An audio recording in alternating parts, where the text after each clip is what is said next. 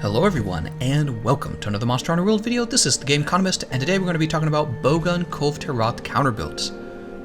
Now Kulve Taroth, as you may know, is very weak to thunder ammo in stages 1, 2, and 3. This is when she still has her gold coat.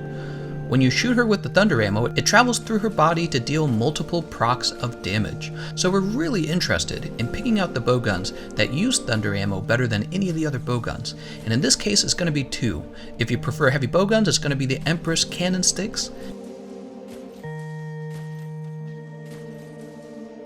And if you prefer light bowguns, it's going to be the Empress Shell Styx. So for each of these bowguns, the build is actually going to be the same. I'm going to go ahead and show you the build on screen. Notice that the build brings two pieces of the Rathalos armor set, so that you can gain access to the set bonus skill, Crit Element. And then on top of that, I try to max my static affinity using Critical Eye and Maximum Might. I also raise my damage by bringing 3 levels of Thunder Attack and 3 levels of Ammo up. Finally, you'll notice I have 1 level of fire resistance, which funny enough, I noticed when I brought just 1 level of that, it brought my fire resistance up over 20, which if you guys don't know what that means, it means that I can't be fire blighted anymore. So if you're able to get over 20 fire resistance on your build, I strongly recommend it for fighting Kulve Taroth. Now that I've shown you guys the build, I'm going to go ahead and show you guys how you should mod these bowguns.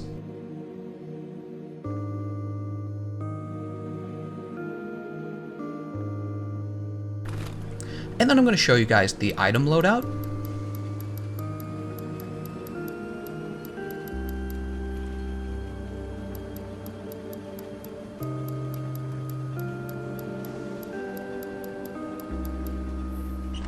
And finally, I'm going to show you guys the radial menus for each of these bowguns.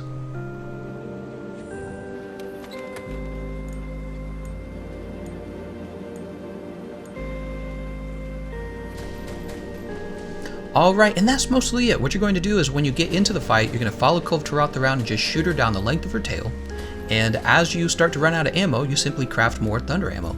And then when you really run out of ammo, you just go back to camp using a Farcaster.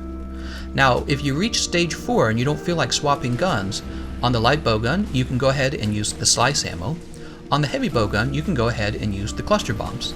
Both bowguns are going to be able to put Kulve Taroth to sleep, and then the heavy bowgun's going to actually be able to wake her up using wyvern ammo, which is kind of an advantage for stage 4. Now, if you really wanted to go fast on stage 4, I'm going to go ahead and show you my Dark Devourer build, because Dark Devourer is really the fastest way to kill Kulve Taroth in stage 4. First of all, here's the build.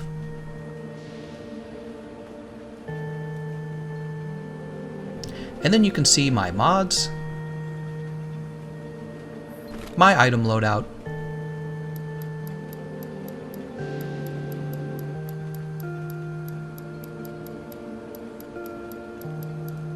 and my radial menu.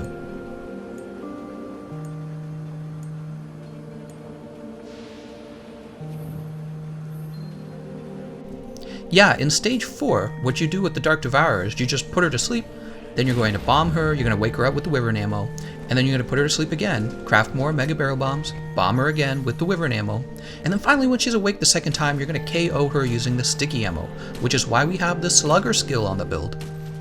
And that's for stage 4.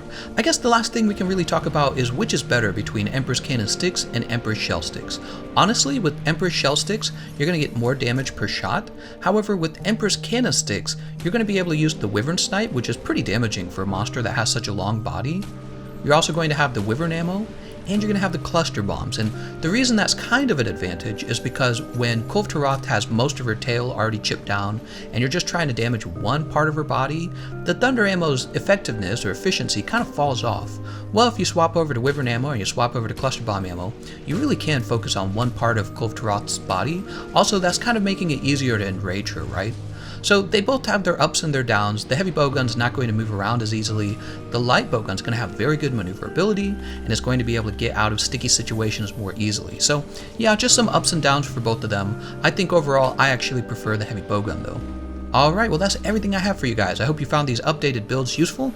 If you did, let me know in the comments section and let me know what kind of weapon you'd like to see versus Kulve Taroth as well. Good luck with the RNG everybody, and I'll see you guys next time.